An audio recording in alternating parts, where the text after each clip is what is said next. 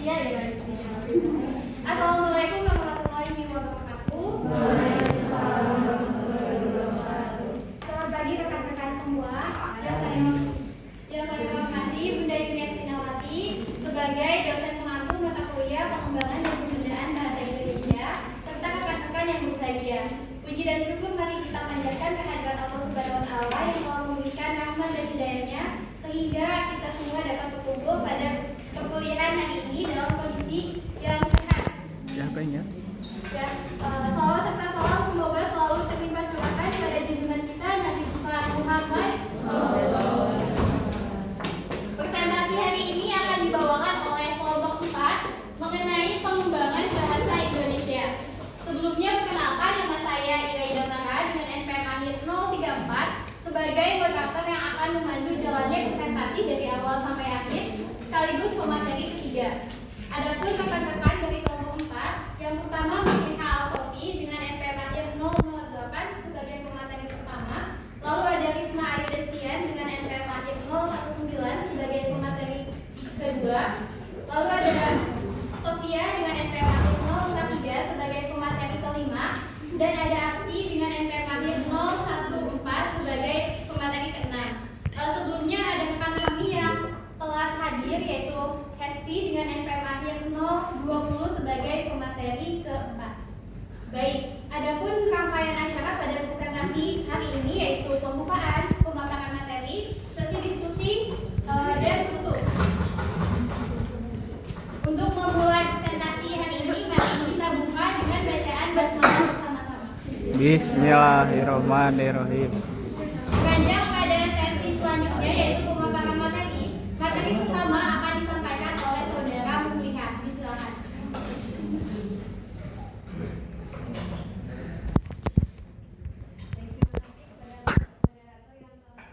Saya untuk memaparkan materi. Di sini saya akan membahas mengenai perstandaran pelafalan bahasa Indonesia.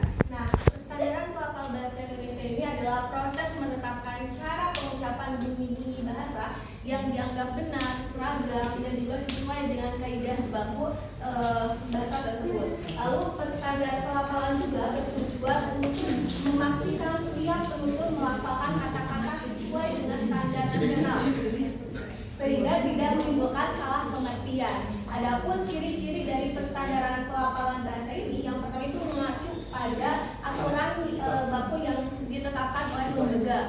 Lalu berlaku secara nasional. Yang ketiga, mengutamakan penjelasan bunyi agar penutur pun agar semua penutur pun paham seperti itu. Lalu ada aspek standaran. Aspek standaran yang pertama itu ada dikton, konsonan, sama vokal. Seperti ini contohnya. Kata contohnya dari kestandaran pelafalan.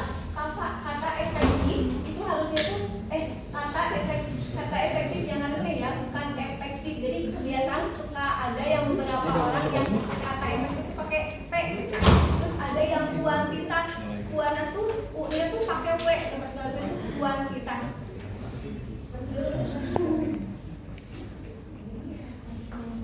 Sekian dari saya kembalikan lagi pada moderator. Baik, terima kasih saudara Mufliha yang telah memaparkan materinya dengan baik. Selanjutnya materi kedua akan dibawakan oleh saudara Risma. Silakan. Terima kasih kepada moderator yang sudah mempersilahkan saya untuk melanjutkan materi yang selanjutnya yaitu pembangunan bahasa. Menurut Politik Bahasa Nasional tahun 1975, pembangunan bahasa itu agar tercapai pemakaian bahasa yang jelas, tepat, dan efisien dalam komunikasinya. Dalam hubungan ini perlu ditetapkan kaidah yang berupa aturan penerbangan yang tepat di bidang edaan, kosakata, tata bahasa, dan peristilahan. Nah, maksud dari pernyataan tersebut adalah bahwa bahasa itu perlu kita atur agar supaya kita itu bisa berkomunikasi dengan baik, lancar, dan juga tidak boros kata. Nah, pengaturan ini dilakukan agar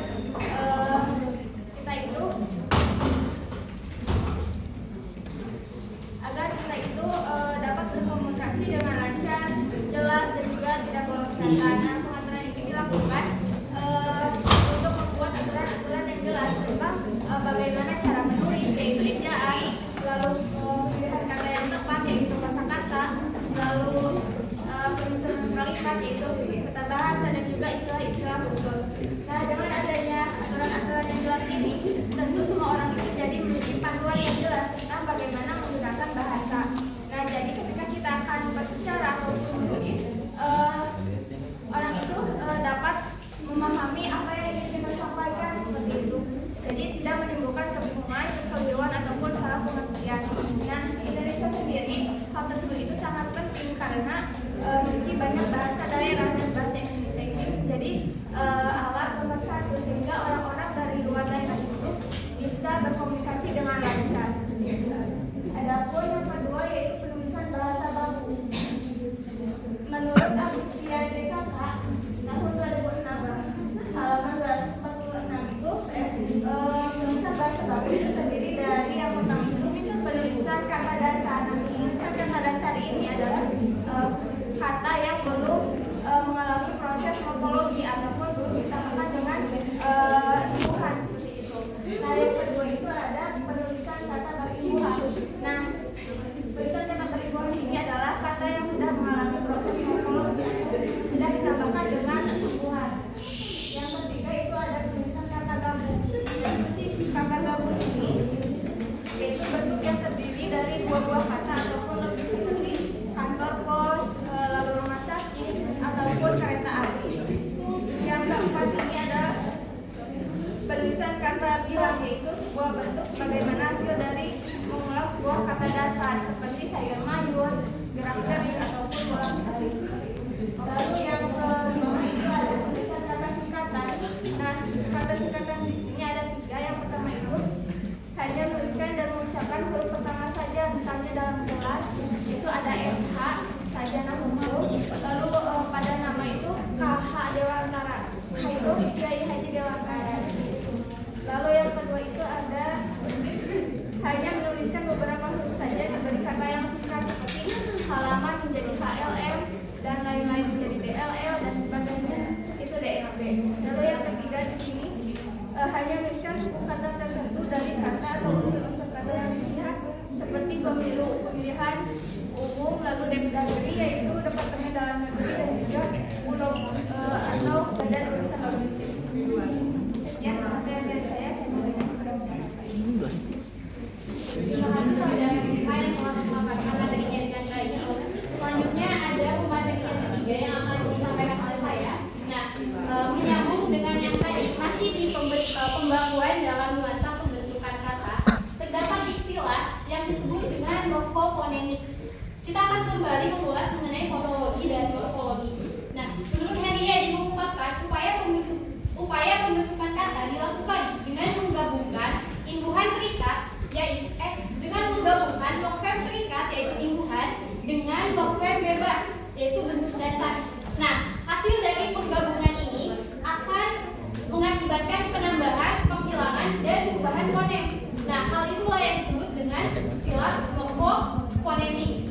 Begitupun dengan Rahman yang mengungkapkan bahwa morfofonemik ini mempelajari mengenai perubahan-perubahan fonem yang timbul akibat pertemuan morfem dengan morfem lain. Dalam proses morfofonemik terdapat beberapa kategori, yaitu ada 4. Ada perubahan bunyi, penghilangan bunyi, lalu ada penambahan bunyi dan pelepasan bunyi. Yang pertama bersifat perubahan bunyi. Akan terjadi apabila imbuhan men dan pen itu akan menjadi mem dan pem apabila digabungkan dengan bentuk dasar yang diawali huruf B dan PS. Contohnya, kita gabungkan imbuhan me dengan kata baca, jadi membaca ya, bukan membaca kan. Ya. Begitupun dengan imbuhan pen, jadi membaca ya, betul sekali. Lalu yang kedua, men dan pen akan berubah menjadi mem dan pen apabila digabungkan dengan bentuk dasar yang diawali G, H, KF, KK dan vokal.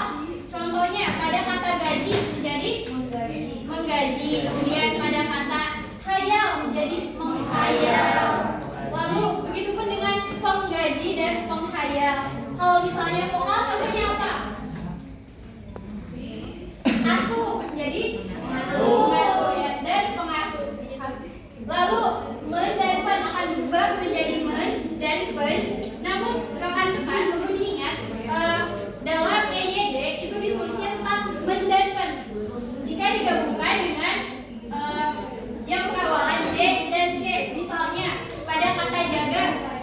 menjadi menjaga kan ya. Kalau misalnya cangkul, mencangkul. mencangkul. Jadi tetap men.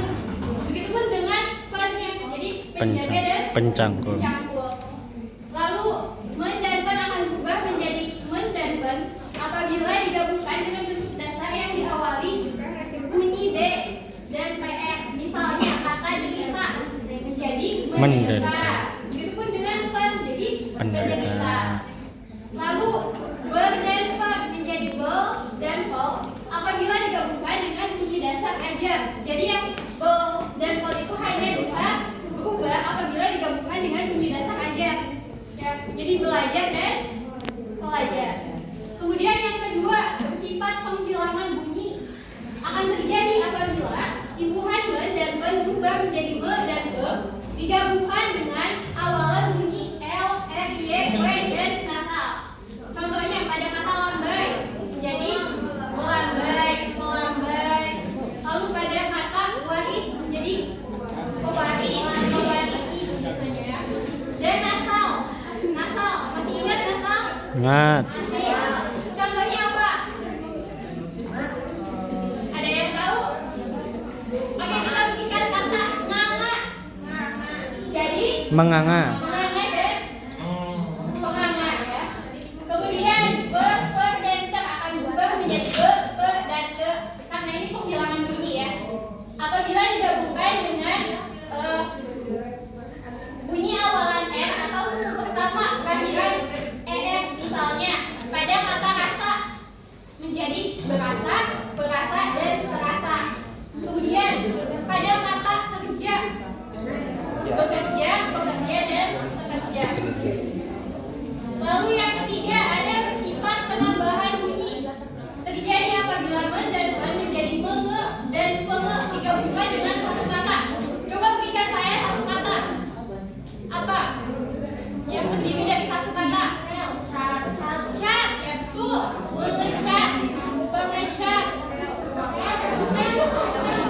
Pel, bisa mengepel, mengepel ya. Bom, bisa bom. Mengebom dan mengebom. Lalu yang kedua, imbuhan an, tean, pekan dan penan dapat memunculkan tiga proses. Ya, yang pertama bunyi lambang tanda tanya. Ada yang masih ingat? Dalam fonologi Ingat. apa? Glottal stop ya. Iya. Adanya juga. Jadi ketika digabungkan dengan akhiran fonem a. Kenapa disebut glottal stop? Karena itu berasal dari glo tadi.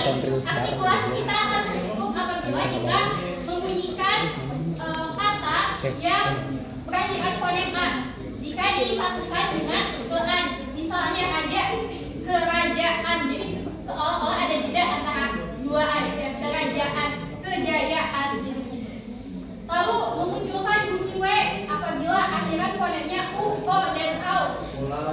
Pulau. Jadi ditambahkan dengan imbuhan ke an, kepulauan. Seolah-olah kita membunyikan huruf w padahal dalam tertulisnya itu tidak ada. Ya.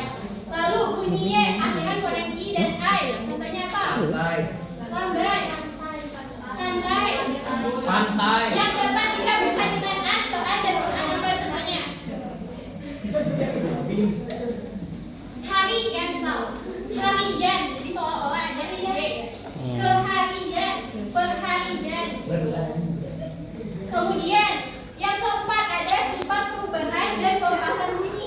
Nah, perbedaannya yang ini melakukan dua proses. Jadi sambil ada yang dilepas bunyinya. Misal menjadi men dan pen disertai pelepasan melakukan pertama s. Contohnya pada kata sapu menjadi menyapu dan menyapu ya. Bukan mensapu kan? Lalu men dan pen akan berubah menjadi meng dan peng apabila disertai pelepasan fonem pertama huruf k. Misalnya pada kata ngarang menjadi mengarang dan pengarang. Lalu men dan pen akan berubah menjadi men dan ben disertai pelepasan fonem pertama t. Contohnya apa? Tolong. Jadi Menolong. dan Penolong. menolong.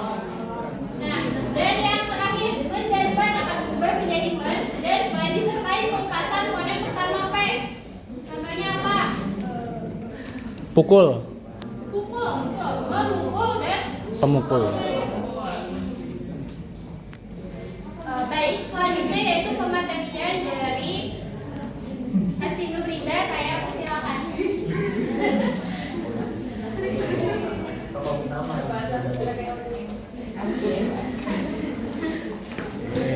Baik teman-teman, di sini saya akan mempresentasikan pembakuan kata dengan menghindari interferensi morfologi.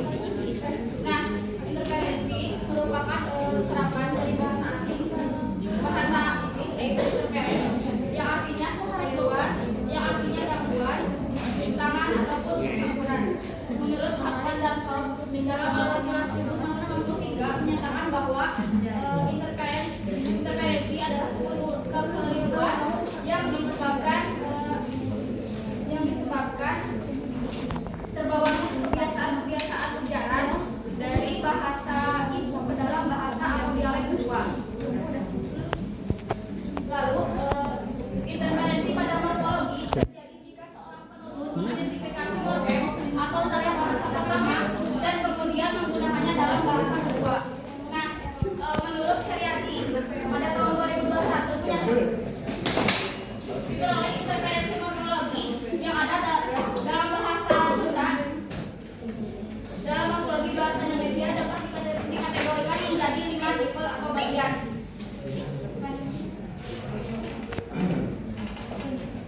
Yang pertama itu ada penghilangan imbuhan.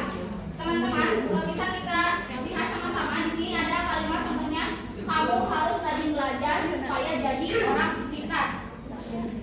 Lalu anak-anak main sepak bola di lapangan unsil, kalau ke sekolah harus bawa buku tulis. Nah, kata-kata yang bergaris miring terlihat ya, dicetak miring maksudnya, termasuk ke dalam bahasa Indonesia dan bahasa Sunda, namun memiliki kedudukan yang berbeda. Dalam bahasa Indonesia, kata-kata jadi, main, bawa itu merupakan kata pokok yang harus diberi imbuhan jika akan digunakannya. Misalnya kata jadi ditambah imbuhan jadi jadi. Lalu ada dalam bahasa Sunda yaitu anjeun kudu rajin diajar supaya jadi jalma pinter. Nah, terlihat adanya perbedaan. Dalam bahasa Indonesia itu kan harus diberi imbuhan lalu dalam bahasa Sunda kata jadi ini bisa berdiri sendiri atau secara mandiri ya. Dapat dipahami? Ya.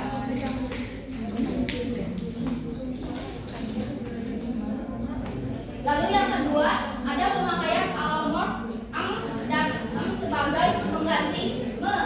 Nah, dalam bahasa Sunda ini ada kata tulu, bawa, ala, sate. Lalu ditambah dengan ya. Jadi di sini berbeda, jadi dulu, mawa, nala, nyate.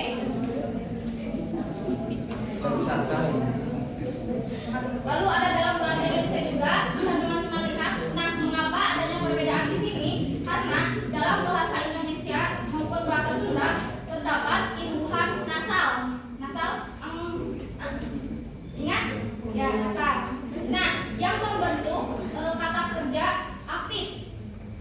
Jadi dulu, menolong, membawa, seperti itu. Selanjutnya, di sini ada contoh kalimat.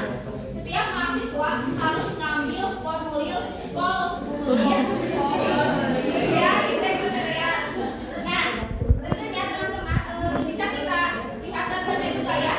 Kalimat yang miring ini tidaklah tepat untuk digunakan karena harus ada penambahan imbuhan ya. Jadi ngambil. Jadi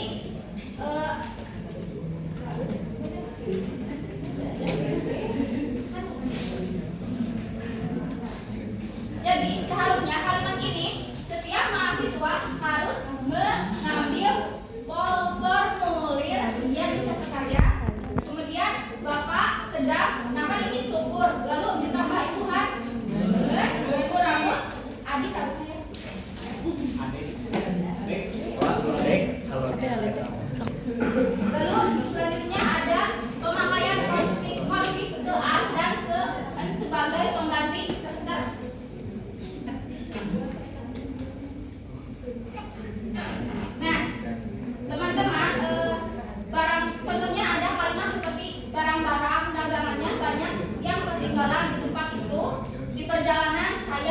Sunda. Nah, dalam bahasa Sunda dan bahasa Indonesia terdapat imbuhan yang dramatisnya itu ketidaksengajaan. Ketidaksengajaan. Lalu dalam bahasa Sunda ini adanya kata terpukul, tertinggal, tertidur, berarti ter itu ketidaksengajaan. Sedangkan dalam bahasa Sunda contohnya ada hateunggel, hatinggalkeun, kasarean. Lalu ketika ada kalimat seperti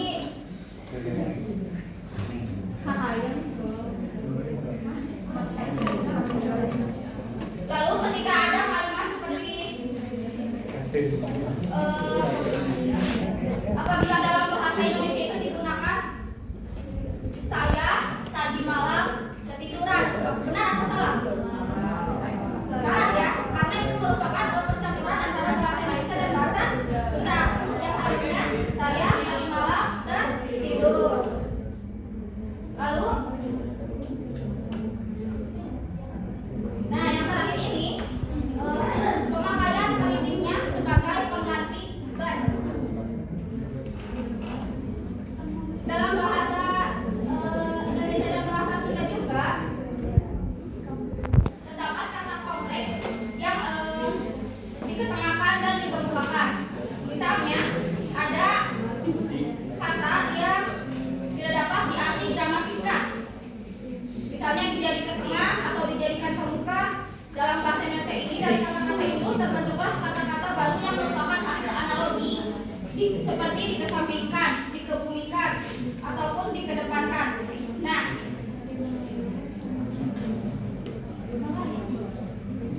Nah, dalam perkembangan bahasa Indonesia ini tadi ya dikebumikan, dikesampingkan, yang memiliki makna khusus. Lalu ada contohnya dalam bahasa Sunda seperti imbuhan yang digabung dikekan.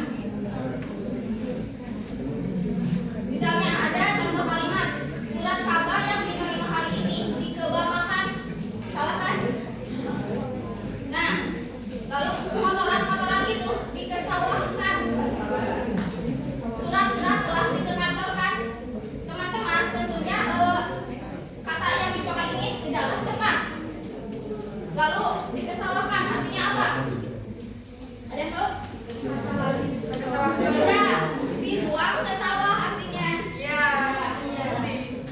Lalu dikebawakan itu bagaimana artinya? Dikebawakan kepada Bapak. Lalu surat-surat telah dikekantorkan. Kalau dikekantorkan, disimpan ke kantor. Ya, jadi seharusnya kalimat yang tepat digunakan seperti surat-surat kabar yang diterima hari ini diberikan kepada Bapak, kemudian kotoran-kotoran itu dibuang ke sawah, lalu surat-surat telah disimpan di kantor oleh pegawai tata usaha. Yang dapat saya sampaikan, saya kembalikan pada moderator. Terima kasih saudara Nancy yang telah memaparkan materinya dengan baik. Selanjutnya materi kelima akan disampaikan oleh saudara Sofia. Saya silakan.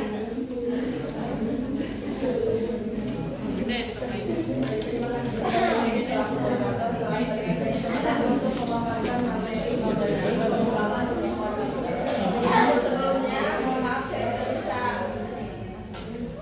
berbicara terlalu kencang karena ada komentar di sini. Jadi teman-teman mohon efektif ya. Siap? Siap. Terima kasih.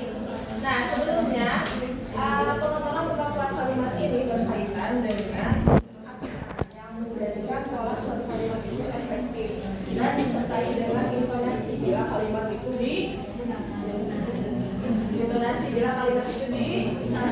diucapkan atau dilisankan, dan juga berkaitan dengan kalimat yang disertai dengan ejaan bila kalimat tersebut dikembalikan dan dilisankan, serta berkaitan dengan makna yang dikandung oleh kalimat tersebut.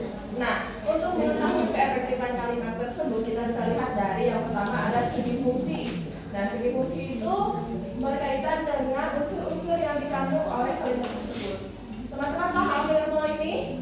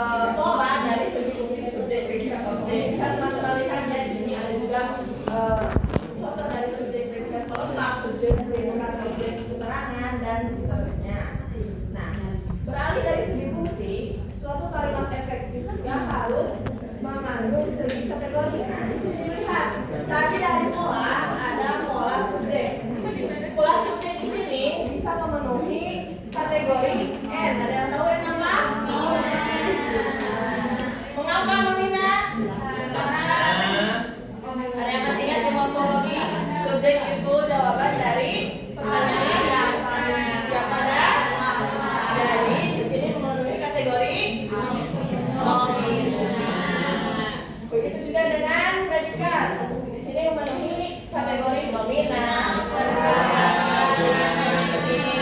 Kalau objek pelengkap. Kalau keterangan frasa bebas. Seperti itu.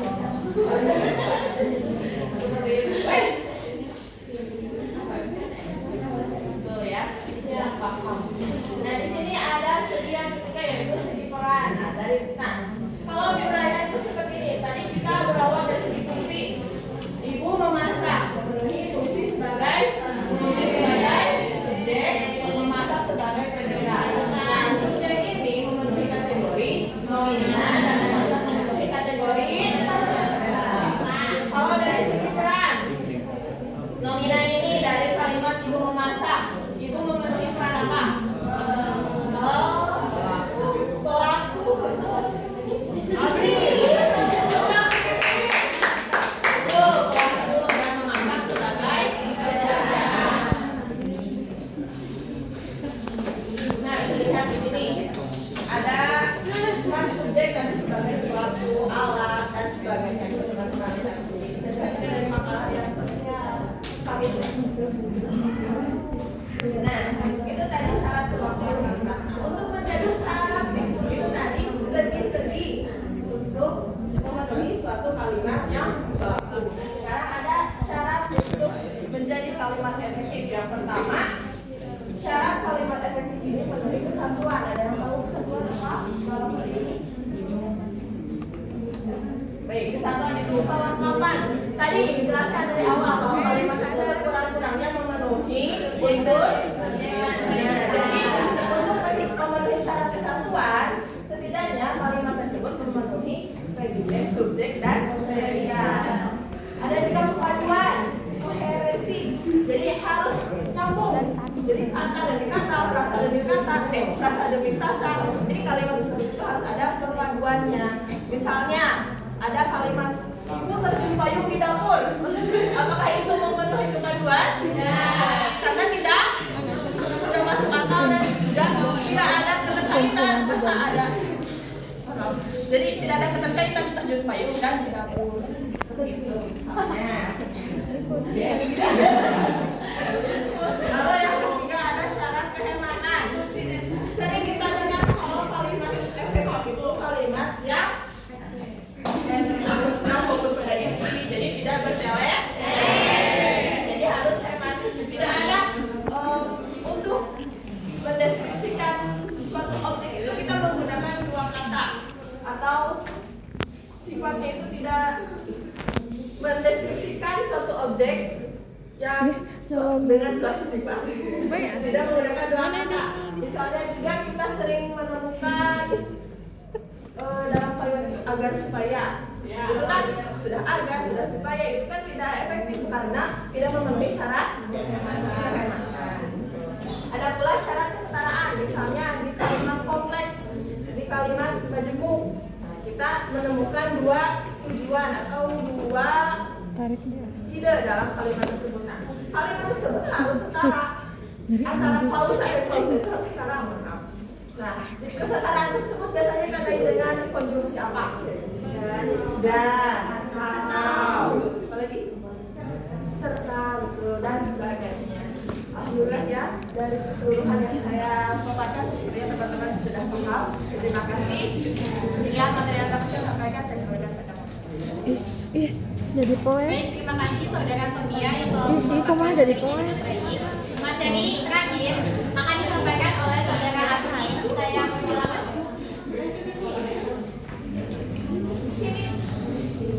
Baik teman-teman, sekarang materi dari saya. Nah kan tadi teman-teman sudah menyimaknya tentang cara menuliskan, cara menyusun atau menyesuaikan kalimat-kalimat. Nah sekarang untuk diimplementasikan ke dalam tulisan. Nah sekarang saya akan menjelaskan tentang pengembangan tata tulis. Nah pengembangan tata tulis ini berkaitan dengan pembakuan dan standarisasi aturan penulisan yang meliputi ejaan, tata kalimat, penggunaan bahasa baku dalam konteks karya tulis ilmiah. Nah sekarang Yang pertama ada penggunaan tata bahasa yang benar. Nah, penggunaan tata bahasa yang benar harus sesuai dengan yang tadi disebutkan sama saudara Sofia, sesuai dengan SPO-nya ya. Nah, contohnya yang benar itu saya belajar bahasa Indonesia, dan yang salah itu saya bahasa Indonesia belajar. Kan ini tidak nyambung ya. Jadi dipikirkan secara logika. Yang kedua ada penggunaan tanda baca yang tepat. Nah, untuk tanda baca yang tepat, teman-teman juga pasti sudah mengetahui ya. Untuk tanda baca yang tepat itu ada apa saja? Yang pertama, koma, titik, ya. Teman-teman sudah mengetahui hal itu ya.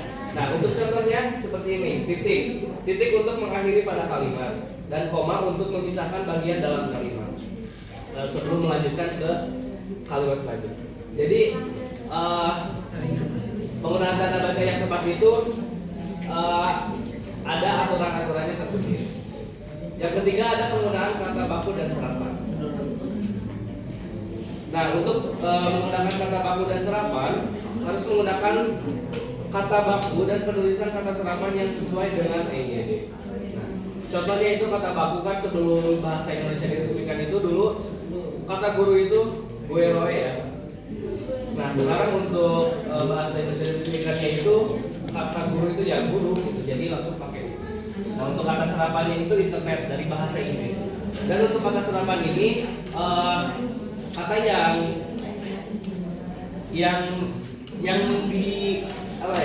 yang dibiasakan itu, yang menjadi dibiasakan oleh bahasa Indonesia, jadi kemudian kesini menjadi bahasa seperti itu. Nah, untuk yang keempat ada penggunaan kata ganti dan awalan akhiran. Nah, penulisan ini kata ganti dan penambahan harus sesuai dengan aturan. Contohnya kata ganti buku bukan buku. Jadi langsung disambungkan. Kemudian ada ibuku, jadi langsung ibuku gitu. Nah, untuk awalan akhirannya menggarisbawahi, bukan menggarisbawahi. Atau apa ya? Mempertanggungjawabkan. Nah, bisa. Jadi mempertanggungjawabkan, jadi tidak bisa ya. Kita lanjut ke materi selanjutnya. Yang kelima ada tata aturan dan logika penyusunan kalimat. Nah, untuk pada bagian ini disusun secara runtun dan logika agar pesan mudah diterima oleh pembaca ataupun kepada yang disampaikan. Jadi kata yang logisnya itu karena hujan acara dipindahkan ke dalam ruangan. Nah, ini untuk yang tidak logisnya acara dipindahkan ke dalam ruangan karena hujan. Kalau yang ini yang logis jadi lebih bisa diserap gitu oleh si penerima ya. Nah, yang keenam ada penggunaan bahasa yang ringkas dan padat. Nah, penggunaan ini menghindari penggunaan kata yang berlebihan. Yang contohnya yang ringkas, dia menulis surat itu dengan cepat. Kalau yang tidak ringkasnya atau yang lebih lengkapnya lagi, dia dengan sangat cepat menulis surat itu. Nah, jadi kalau yang ringkas ini dia menulis surat itu dengan cepat, jadi lebih langsung, lebih pada intinya. Nah, yang ketujuh ada penggunaan huruf kapital yang besar, yang tepat. Nah, huruf kapital ini pada awal kalimat ya, kemudian pada nama diri, nama tempat. Nah, contohnya ini nama tempat Indonesia, nama diri ada nama Joko, kemudian nama tempat juga Jakarta. Jokowi Prabowo. Yang kedelapan ada penulisan angka yang sesuai. Nah, penulisan angka yang sesuai ini ketika teman-teman menulis kalimat ataupun juga menulis tulisan. Nah, jika ada angka, kalau di awal kalimat itu harus dieja seperti ini, 20, bisa 300, jadi ditulis 300. Nah, kalau ada angka di tengah-tengah kalimat, boleh teman-teman menuliskan langsung saja angka. Nah, sampai sini paham ya? Mungkin belum. Udah, dari saya cukup sekian. Dikembalikan kepada moderator. Baik, terima kasih kepada saudara Afi yang telah